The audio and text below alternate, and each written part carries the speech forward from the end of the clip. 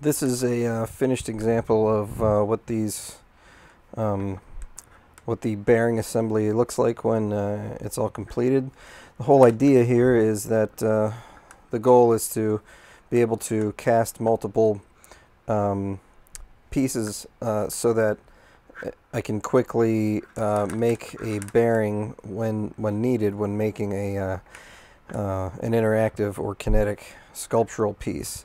An axle will have various pulleys or gears on them, and a crank on the side.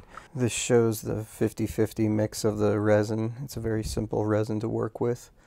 It's called Smooth Cast 325. It's by a company called Smooth On. They're located in eastern Pennsylvania. It has a pigment inside of it. I'm using a handmade, it's sort of like a trough. It's really like a funnel. It's a paper trough with two holes at the bottom, and it helps to fill the mold really quickly. I built these supply ports into the silicone negative that make it difficult to fill with a large cup, so it's easier to use a funnel with a small hole. I used a paper punch to make the hole, and allows the resin to come out slow enough but also quickly enough so that you can fill the mold effectively.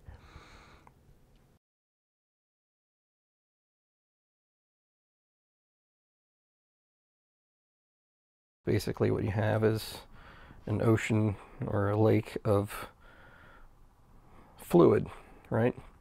So this basically ends up floating on top instead of having the two top pieces stick together. The material starts to leak out the sides, which is not good. Once you get the two halves together, you quickly shove it together, and then it's clamped together so that these don't come apart. As you can see, the two pieces come apart, and then the resin's leaking out the sides. So basically, when you depressurize, the material is looking for the path of least resistance, and that ends up being the part where the molds are not clamped down. And then as it sets, then it dries like this, and you have a flashing line that's ridiculous.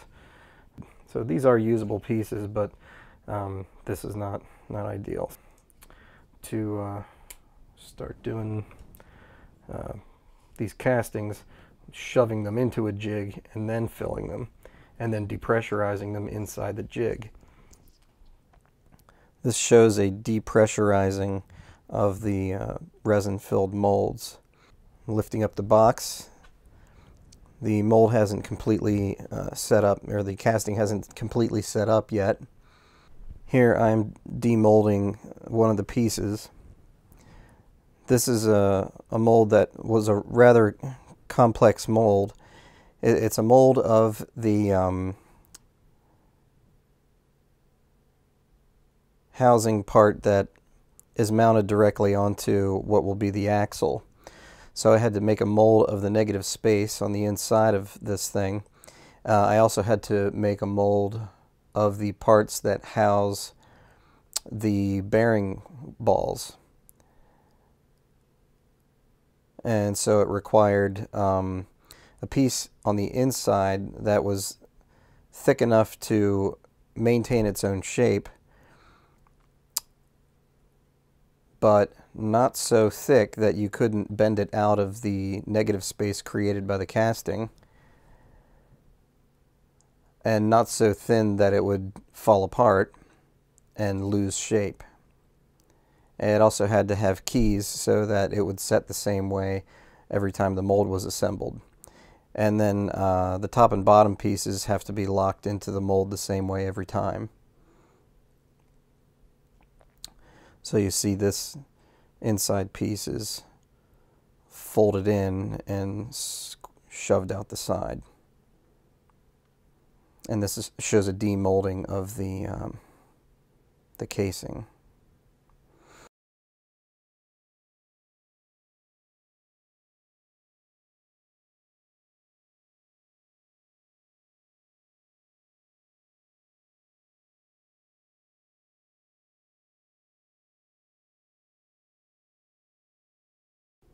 This is an example of what it looks like when the material is being depressurized, and you'll start to see some of the material bubble up from the surface.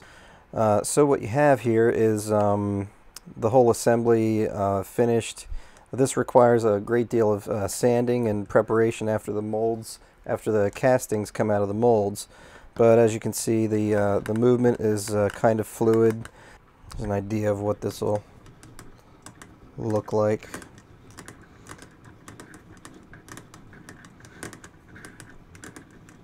Here's what it looks like when compared with the original wooden pattern.